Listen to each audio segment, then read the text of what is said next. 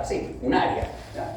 Y entonces estas microvellosidades son digitiformes y están una al ladito de la otra, por lo tanto, si ustedes hacen el cálculo, esto aumenta mucho, por razón de 100 aproximadamente, el área de la superficie apical de mi célula.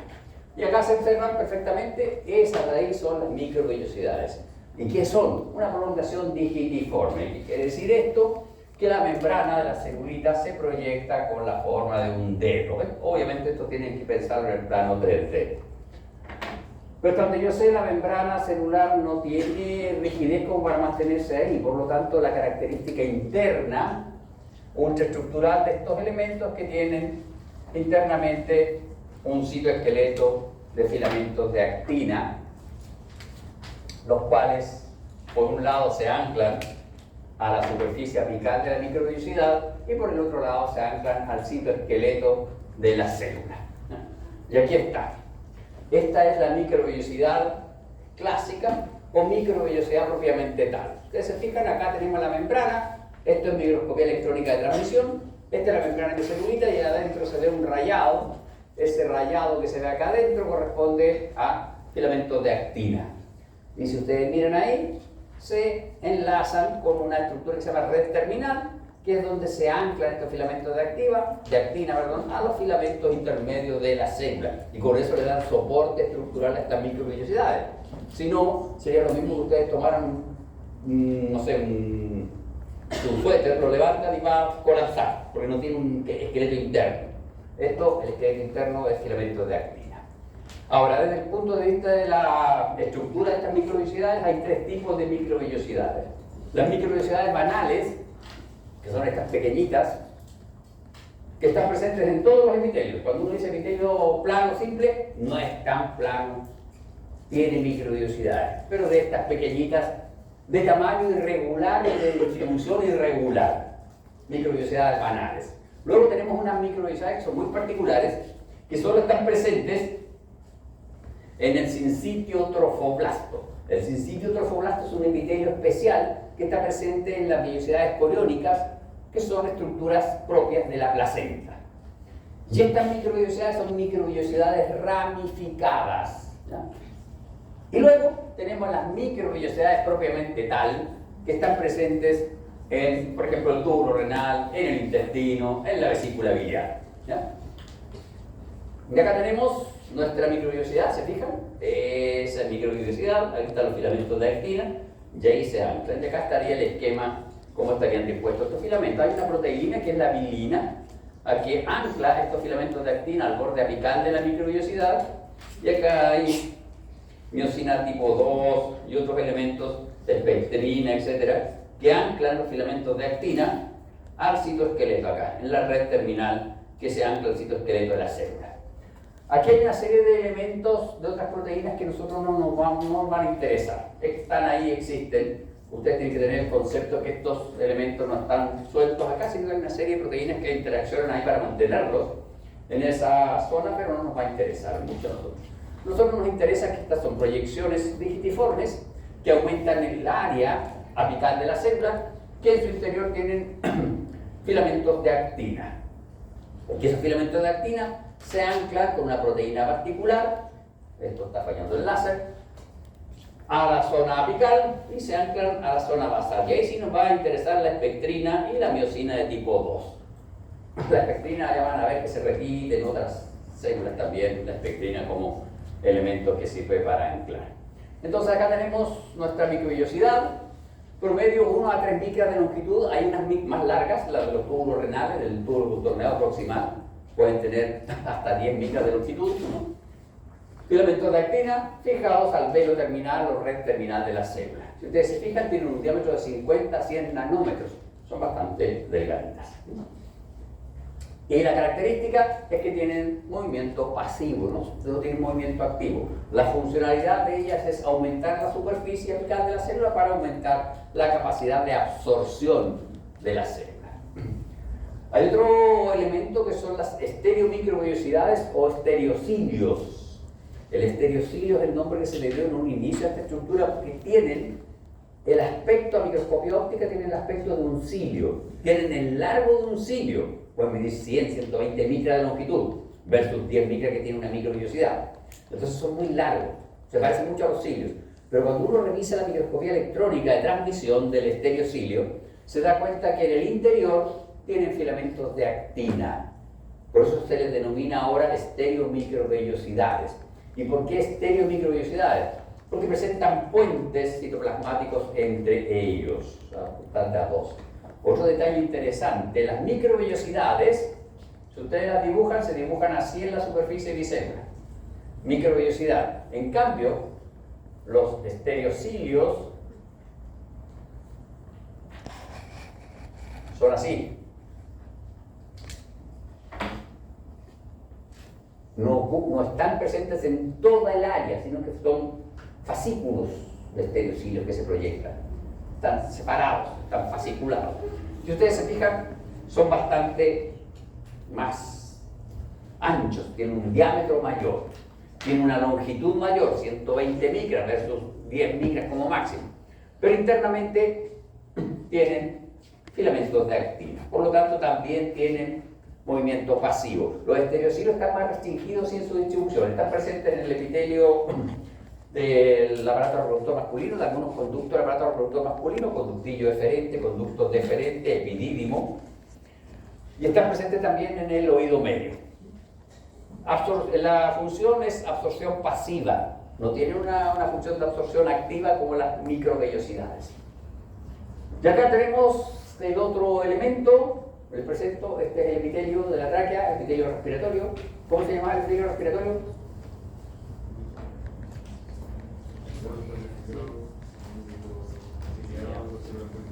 La salvaron por esta vez. Ya, entonces este es nuestro epitelio. Aquí está la membrana basal, pseudo estratificado porque vemos núcleos a distintas alturas, cilíndrico porque los núcleos son ovoideos, con el eje mayor perpendicular a la membrana basal, entonces pseudo estratificado, cilíndrico, ciliado porque tiene cilios y con células caliciformes que son estas de aquí, o goblets, son caliciformes, ¿ya? Entonces así nosotros podemos determinar el nombre de este epitelio. Y si miran con cuidado, en la zona apical van a ver estos elementos, esos de ahí. Esos son los cilios, se fijan que se ve muy distinto a la microvellosidad. Y lo otro, vean eso de ahí. Hay una línea eosinófila en la zona basal, en donde el cilio se ancla a la membrana apical de la célula. Y esa línea eosinófila es el cuerpo basal, ¿ya? Que es la zona de anclaje del cilio al citoesqueleto de la célula. Y si ustedes ven con cuidado, esta célula no tiene cuerpo basal. ¿Por qué? Porque es una célula caliciforme. Y las células caliciformes no tienen cilio. Solo las células columnares de este epitelio tienen cilios. Y cuando uno revisa por microscopía electrónica el cilio, se da cuenta que también es una proyección digitiforme, pero en este caso es mucho más larga, 120 micras, pero en el interior tiene un axonema. Ustedes ya vieron en biología celular que era un axonema, ¿cierto? Sí. Es una cosa constituida por microtúbulos, es un arreglo de 9 hemipares de microtúbulos con un par central. ¿Y cuál es la característica de este arreglo? Que este arreglo, a través del consumo de ATP, se mueve. Entonces los cilios son móviles, tienen capacidad de moverse, de batir, y de hecho los cilios baten de forma sincronizada en los epitelios en donde se encuentran ellos presentes. Y si ustedes miran con cuidado, acá se ve más electrón denso. Si esto se ve más electrón denso, quiere decir que aquí hay más proteínas que en esta zona. Y cuando revisamos el esquema, nos damos cuenta que aquí son 9 tripletes, no son 9 hemipares. Son 9 tripletes los que están presentes en el cuerpo basal. Y es por eso que la zona del cuerpo basal se ve más eosinófila, porque hay más proteína, ¿ya? Bien, pero como siempre hay que castigar y torturar al pobre alumno de dental, los cilios también tienen particularidades. Y hay un cilio que se llama cilio único, o cilio primario. Y se fijan, este está solito. Esto es una célula cúbica, esto es el epitelio cúbico, este es el túbulo contorneado distal del riñón, y ahí está, el cilio primario. ¿Y cuál es la característica del cilio primario? Veanlo, miren, hermoso cilio primario, ¿ves? Solito. Y este es una célula amiga de ustedes, es un osteocito, y ese es su cilio primario. Los osteocitos tienen cilio primario. Eso es interesante, porque eso le indica al osteocito si ese hueso está haciendo fuerza o no está haciendo fuerza. Le da razón de los vectores de fuerza que está recibiendo ese hueso. Y los vectores de fuerza sobre el tejido óseo son una cosa interesante para ustedes, porque los brackets lo que hacen es generar un vector de fuerza sobre el tejido óseo del alveolo dental para que el diente modifique su posición a través de que esa fuerza mecánica se traspasa a esta célula a través de este cilio. Y esta célula interpreta eso y remodela toda su casa. ¿Cuál es la característica del cilio primario? No se mueve. Tiene un axonema, pero un axonema modificado, que le falta el par central. Tiene los 9 hemipares periféricos, pero le falta el par central. Por lo tanto, no se mueve. Es un cilio sésil. ¿Y cómo se mueve? Se mueve por el flujo de los fluidos que estén sobre el epitelio. ¿Ya? En este caso, un tubo renal, y aquí por dentro fluye un líquido. Y ese líquido, al moverse en una dirección, mueve el cilio primario en esa dirección, y eso genera cascadas asociadas a respuestas intracelulares, asociadas a calcio y a otros elementos, que se traducen en la célula como una señal, y la célula responde a ese movimiento. Estos cilios primarios están presentes en muchos epitelios, son bastante importantes. Y acá está cilio propiamente tal, cilio primario. ¿Se fijan? Le falta el par central. ¿Tiene axonema? Tiene axonema. ¿Tiene el par central? Se mueve. ¿No tiene par central? No se mueve. Se mueve o se cambia de posición de acuerdo al flujo del fluido que esté bañando ese epitelio. Los cilios, por ejemplo, piensen ustedes, cilios. Ubicación de un epitelio con cilio. Joven de verde, un epitelio con cilio. ¿Usted es delegado, no? No está delegado. Ya, después de delegado, quiero un ejemplo de epitelio con cilio. ¿El intestino? ¿El intestino con cilio? No, el intestino tiene microviosidades, ya. Delegado, con cilio, epitelio con cilio. Pero si lo acabamos de decir, el epitelio pseudo-certificado cilíndrico con células caliciformes, el epitelio respiratorio de la tráquea. Y el epitelio y la tráquea, los cilios se mueven sincronizadamente desde los bronquios secundarios, que son los últimos que tienen cilios, hacia la faringe. Para que toda la secreción mucosa que pegó todo el polvo, toda la suciedad que había en el aire, se degluta, ¿no? Se trae. ¿No? Esa es la función. Que hay otro cilio importante. El aparato reproductor femenino, las trompas uterinas y el útero tienen cilios. Y las trompas uterinas, esos cilios, se mueven sincronizadamente desde las fimbrias, que es la zona donde toman los ovocitos, hacia el útero. Entonces el movimiento de esos cilios ayuda al desplazamiento del ovocito. Y eso dicen que tiene bastante importancia, no es absoluta, pero tiene bastante importancia en ayudar al movimiento del ovocito. De hecho, cuando fallan esos cilios, muchas veces se asocia a embarazo tubárico.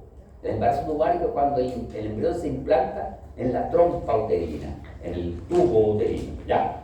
Y eso es un embarazo de alto riesgo para la mujer. Entonces, ¿dónde están estos cilios en esos epitelios?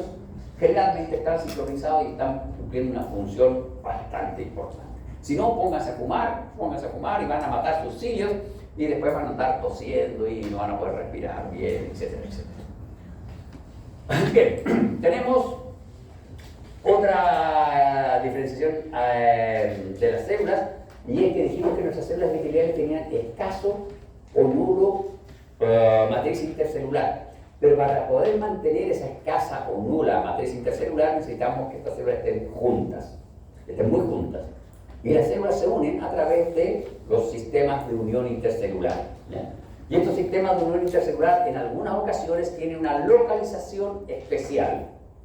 Y cuando se localizan de forma bien especial en la zona apical de la célula, establecen una barrera y establecen sello en el epitelio. Y todos los epitelios que están formando barrera o sello se caracterizan por tener una estructura que se llama complejo de unión. Y un complejo de unión involucra la localización bien particular de 3 sistemas de unión: una zónula ocluyente, una zónula adherente y una mácula adherente. En ese orden apical, zónula ocluyente, zónula adherente, mácula adherente. El nombre zónula quiere decir que es una unión que forma una cinta o cintillo que recorre todo el perímetro de la célula. Y las máculas son uniones puntuales. La mácula adherens es el desmosoma, ¿ya? Y acá tenemos el esquema. ¿Se fijan? Acá tenemos la zónula ocluyente, la zónula adherente y los desmosomas. Cuando los epitelios tienen este tipo de distribución de complejo unión, son epitelios que establecen barreras, son epitelios que están sellados. Y ahí ustedes lo ven, eso es vesícula biliar, epitelio cilíndrico simple con microvellosidades y tiene sello, tiene barrera, ¿ya?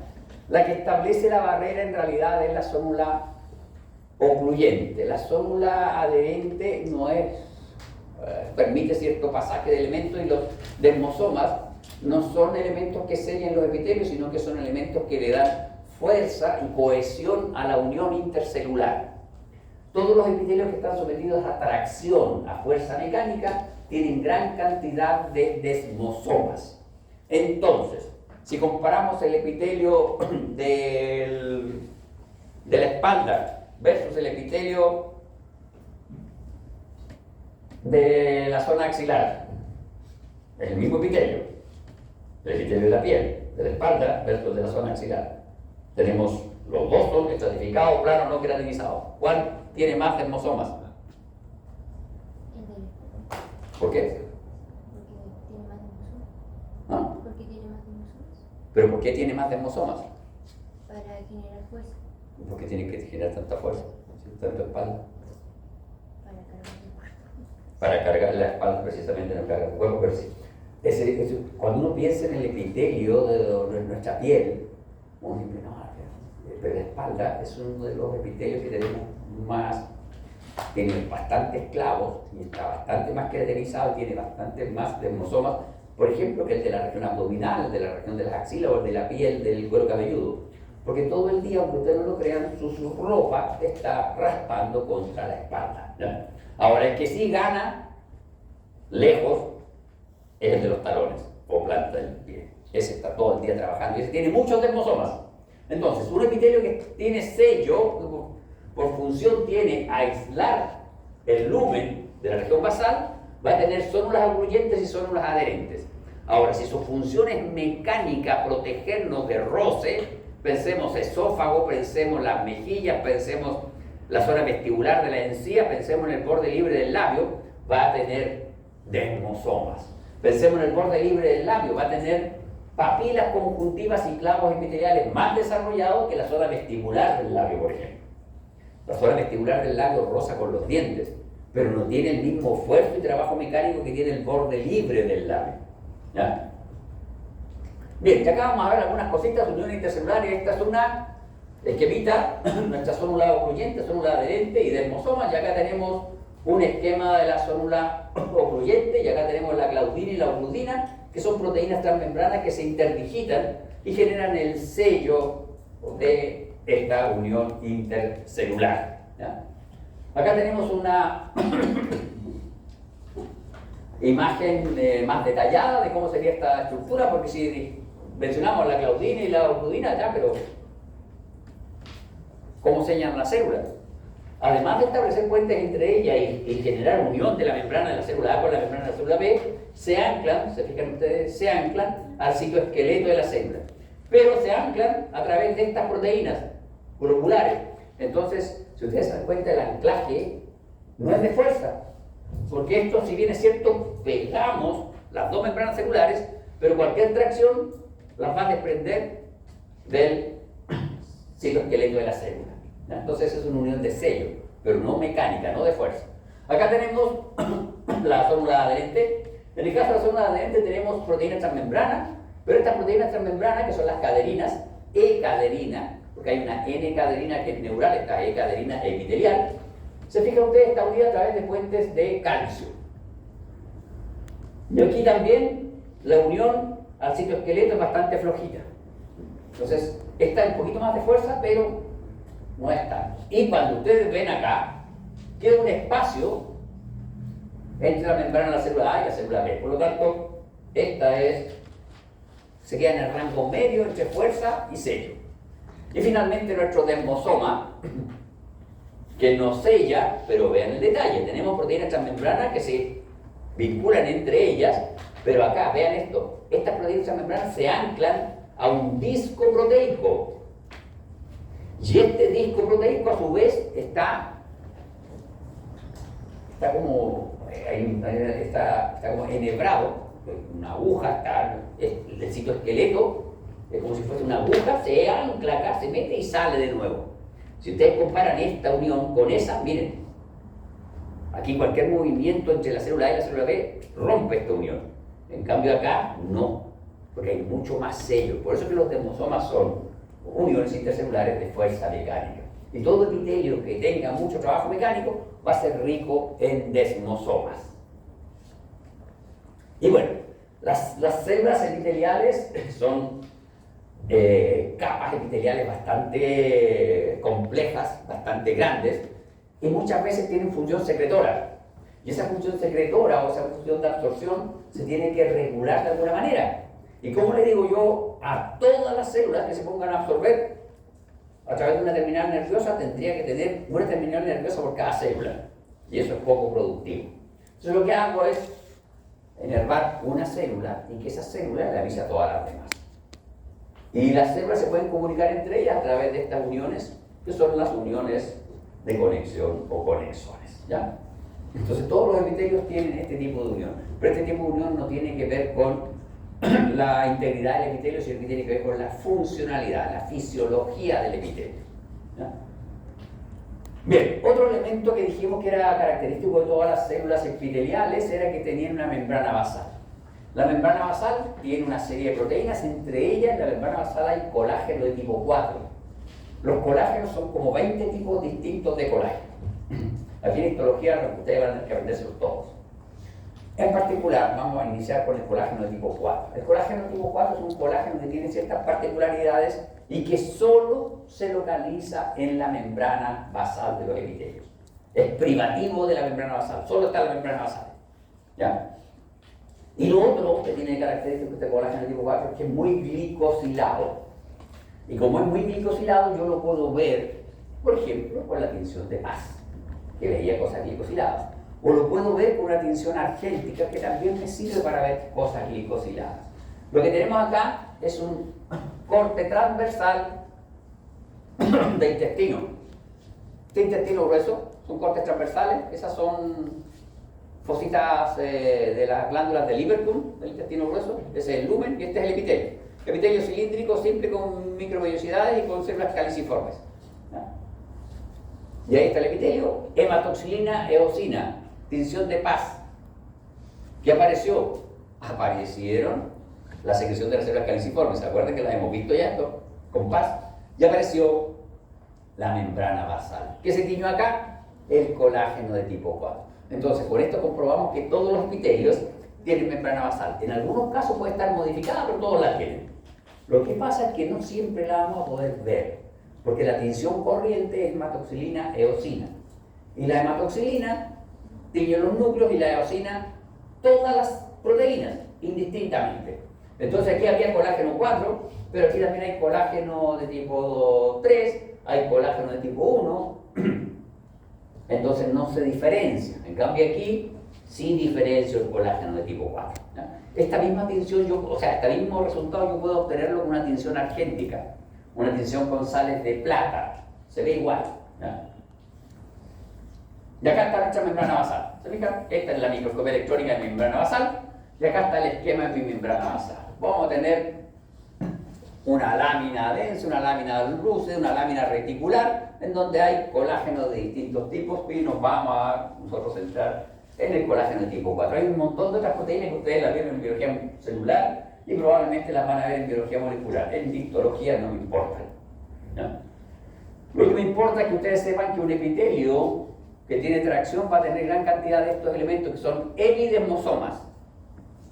Y lo que me importa es que ustedes sepan que la membrana basal yo la puedo visualizar en histología con tinciones argénticas y con tinciones de tipo Paz. ¿Por qué? Porque estoy evidenciando el colágeno de tipo 4, que es privativo de las membranas basales. Bien. Pues estamos bien. Vamos por la glándula. Ya, consultas, dudas de epitelio. ¿Consulta, duda de epitelio? No. Sí, está todo. O sea, yo puedo preguntarle a ustedes y estamos bien. ¿Sí? Sí, pues si no hay duda, porque quiere decir que todo se entendió, yo puedo preguntar. Solo para cerciorarme. ¿Está todo? Sí, perfecto. ¿Qué duda tiene que está viendo su tablet ahí subiendo su diapo? Aproveche, tiene 30 segundos para preguntar. ¿Usted? Sí. ¿No tiene dudas? ¿Cuál es la duda? Mira su tablet, pero no tiene dudas, ¿no? Sí, sí, usted. No tiene dudas. Bueno. Ya. Entonces, ¿me puede dar un ejemplo de epitelio cúbico estratificado? ¿Localización? Ya, ¿para qué vamos a complicar tanto? Decirme cómo lo reconoce.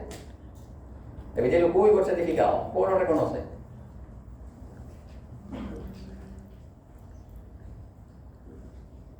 Socia, ayúdele, usted dígame si lo puedo encontrar en la cavidad bucal del epitelio cúbico estratificado.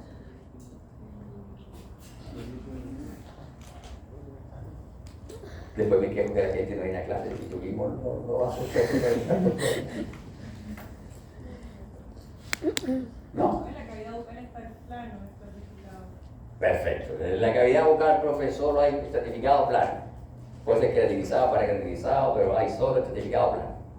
A menos que se vaya a la región faríngea, ahí hay una parte sillada, cilíndrica, pero nosotros no nos vamos a meter. Nosotros nos vamos desde la úvula hacia la región vestibular, hacia los lados. Desde la úvula hacia los lados. Para atrás no nos metemos porque eso ya es respiratorio para los que estudian medicina. Nosotros nos quedamos desde la úvula hacia él. ¿Y cómo reconocíamos el cúbico estratificado que no está en la cavidad bucal?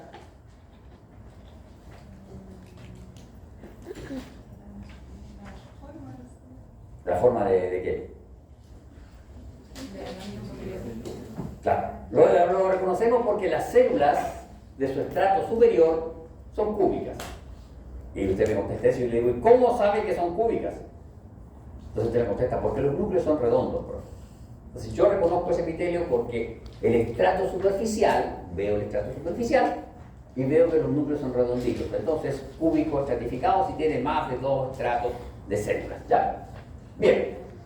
Esos son los epitelios, pero los epitelios ya dijimos, no siempre están formando láminas epiteliales, a veces forman glándulas. Y cuando forman glándulas a veces se complejizan bastante y adquieren estas características de tejido epiteloide, en donde se altera la membrana basal y se altera esto de la polaridad. La polaridad que era tan estricta en los epitelios que había basal y apical se altera. Y ya la polaridad no es tan clara en la apical, basal, vaso lateral, ya no es tan clara. ¿Ya? ¿Y qué sucede con esto de las glándulas? Las glándulas derivan de tejido epitelial. Las glándulas son epiteliales. Ahora, hay 2 tipos de glándulas. Las glándulas que se denominan exocrinas, y eso hace referencia a las glándulas que secretan hacia un exterior, hacia un lumen o hacia el exterior. ¿Ya? Y estas glándulas se caracterizan por presentar un conducto excretor. Y hay unas glándulas que se llaman endocrinas. Estas glándulas endocrinas secretan hacia adentro, secretan hacia los vasos sanguíneos. ¿Ya? Y se caracterizan porque no presentan un conducto excretor. Pero el origen de ambos tipos de glándulas es el mismo. Se originan a partir de un epitelio embrionario que se invaginó, es decir, estaba el epitelio y se mete hacia adentro, eso es invaginarse, se mete hacia el tejido conjuntivo subyacente y en el caso de la glándula exocrina mantiene la comunicación con el epitelio que le dio origen y se diferencia a una porción secretora y una porción conductora, pero mantiene el contacto con el epitelio que le dio origen. Es un buen hijo, se mantiene en contacto con su epitelio madre. En cambio, el endocrino también. El epitelio se impagina, es decir, se mete, se proyecta hacia el tejido conjuntivo subyacente, pero en este caso es un mal hijo porque pierde el contacto con el epitelio que le dio origen. Deja de estar en contacto con el epitelio que le dio origen y se asocia profusamente, y aquí es importante la expresión profusamente, con vasos sanguíneos. ¿Por qué? Porque es hacia esos vasos sanguíneos que va a secretar. Las glándulas exocrinas también acá tienen vasos sanguíneos, pero no es la misma cantidad ni calidad de vasos sanguíneos que están presentes aquí versus los que están presentes acá. ¿Ya? En este caso, como esta estructura es epitelial, necesita los vasos sanguíneos para nutrirse y para obtener los materiales para tener su secreción. Pero en este caso es más grave todavía, porque no es solo la nutrición, sino que además secretan hacia esos vasos sanguíneos. Entonces necesita estar profusamente vascularizado, mucho vaso sanguíneo. ¿Ya? Bien, vamos a ver este cuento para complicar, porque un día, ¿cuántos nombres raros llevamos? Varios, son 30 por clase, porque es muy corto. Bueno, vamos a seguir. Bien, las glándulas exocrinas las podemos clasificar también, porque los histólogos somos top y nos gusta clasificar todo. Y entonces vamos a partir por clasificar nuestras glándulas endocrinas. Y las vamos a clasificar primeramente por la forma que tienen de secretar. La forma, cómo la célula libera su producto secretorio. Y de acuerdo a la forma como secretan, las glándulas exocrinas pueden ser merocrinas, apocrinas o holocrinas. 3 tipos de glándulas podemos tener de acuerdo a la forma, a la mecánica que la célula secretora utiliza para liberar el producto. Nada más, solo la forma como libera. Las merocrinas se caracterizan porque tienen gránulos secretorios y estos gránulos secretorios se fusionan con la membrana apical y liberan el contenido del gránulo secretorio. La secreción merocrina es clásica de todas las proteínas, de todas las glándulas que secretan proteínas. Por ejemplo, el páncreas. El páncreas es una excelente glándula de secreción merocrina. Apocrina. Estas glándulas tienen vesículas que tienen lípidos.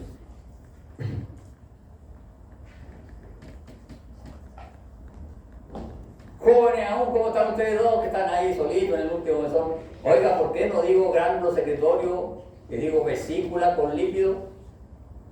Biología celular, voy a hablar con Antonia. Si no, voy a hablar que pónganse, todavía no se cierran las actas.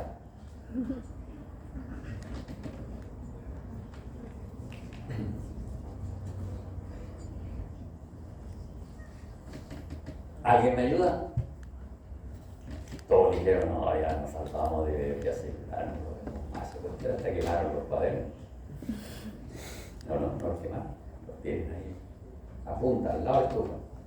Próximo frío, se va al cuaderno. No, pero hay que leer antes de que van. ¿Qué pasa con los líquidos? Que hay un gránulo secretorio y un gránulo que tiene membrana doble. El líquido no tiene membrana. El líquido no tiene membrana, pero es una vesícula. Entonces tenemos esta vesícula lipídica que tiene proteínas por fuera que le dan la forma y todo, pero no tiene doble membrana como esto. Por eso es que no se fusiona el lípido con la membrana. Y este lipidito, vean, sale con un poquito de membrana y con un poquito de citoplasma de la célula. ¿Ya? Y esta es la típica secreción de los lípidos. Célula que secreta lípido. ¿Qué célula puede secretar lípido?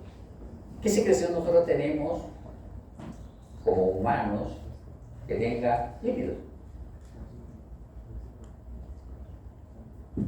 Y que está re complicado por hoy porque ya no es lo mismo. Uno va al supermercado y pilla con fructosa, sin lactosa, not milk, de avellana, de nuez, de arándano, de todo han hecho la versión ya.